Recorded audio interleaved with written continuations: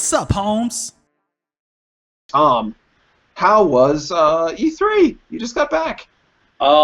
Yeah, I mean, I assumed it would be overwhelming, and it was completely off the hook insane.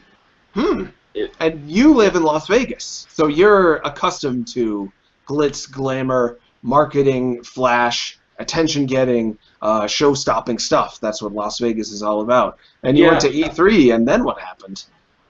um, yeah, so E3 is, well, of course, I have my own kiosk there, so I'm sort of stuck at that kiosk, but there is a giant screen right behind me, just constantly blaring, all the various AAA games, lots of like squishing sounds of people having their limbs dismembered, and explosions and things like that. Eventually it just becomes like background noise. Like white noise. Did you enjoy being around the big money side of video games for the first time, maybe? Yeah, it was the first time.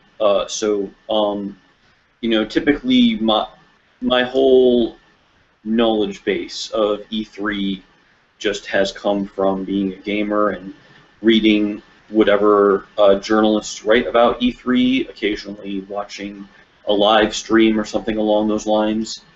Um,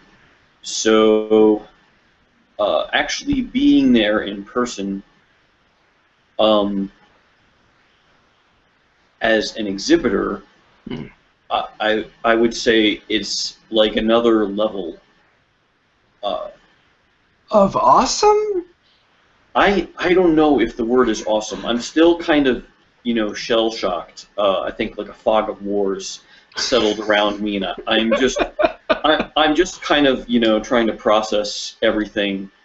Um, but it clearly was a good thing. I got some good press. I got some awards, and I got some,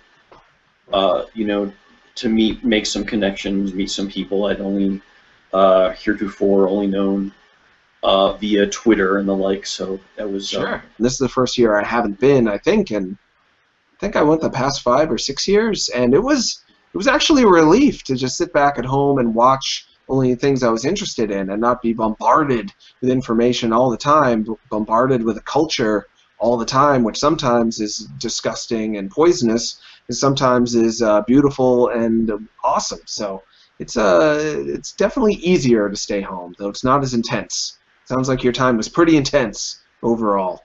yeah, I would say, because I think as basically an unknown entity, um, there was a sort of progression during which people would come by and be like, oh, what's this Axiom Verge?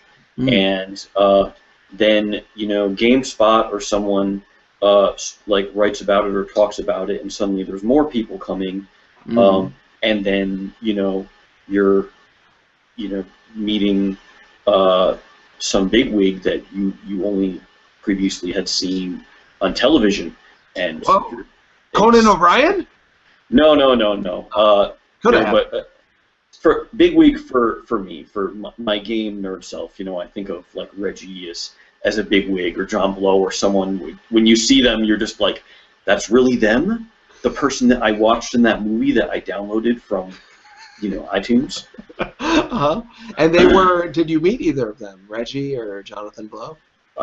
I did, like, very briefly.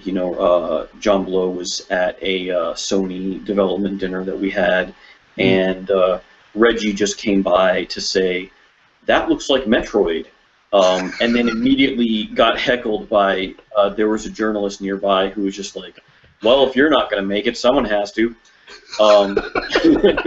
So, I was just kind of, I had no words at that moment because I was, I guess, a bit starstruck, but, and then it was over. Yeah. And then it was back to like trying to recover and like demo the game to people.